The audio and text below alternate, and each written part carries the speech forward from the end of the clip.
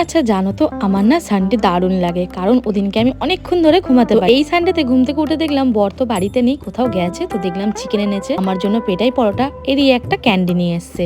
তারপরেই চিকেনগুলো চলে গেছিলাম একটু ভালোভাবে ধুতে, অনেকটাই চিকেন এনেছে। এই যে এখানে রান্না বসিয়ে দিচ্ছি, তারপরে ওই যে ক্যান্ডিটা আনলো, সেই আরেক কাণ্ড। সেই আমরা ছোটবেলায় ক্যান্ডিগুলো খেতাম, মুখে নিলেই ফটফট করে ফাটতো, এটাও সেম জিনিস। মুখে নিয়ে দেখেছি কি জোরে জোরে ফাটছে, আওয়াজ হচ্ছে, বেশ ভারী মজা লাগছিল। তারপরে একটুখানি আইসক্রিম খেলাম। আর জানো তো রান্না বান্নাগুলো দেখাতে পারিনি। তারপরে চলে গেছিলাম স্নান করতে। স্নান করে বেরিয়ে দেখি বর চলে এসেছে। তো এখানে দেখি বর হেলমেট পরে গেছিল, তাও আবার দুটো হেলমেট নিয়ে গেছিল। তো সেটা নিয়ে একটুখানি রাগারাগি করছিলাম, তাই দেখো এখানে হাসছিল। সঙ্গে করে আবার একটা ঠান্ডা নিয়ে এসছে, মানে স্প্রাইট নিয়ে এসছে, শসা নিয়ে এসছে, আর গন্ধরাজ লেবু। জানো তো আমার না ওই পাতি লেবু একদমই ভালো লাগে না, তার চেয়ে ভালো লাগে আমার এই গন্ধরাজ লেবু, বেশ ভারী সুগন্ধ দেয়। দেন তারপরে বসে পড়েছি লাঞ্চ করতে।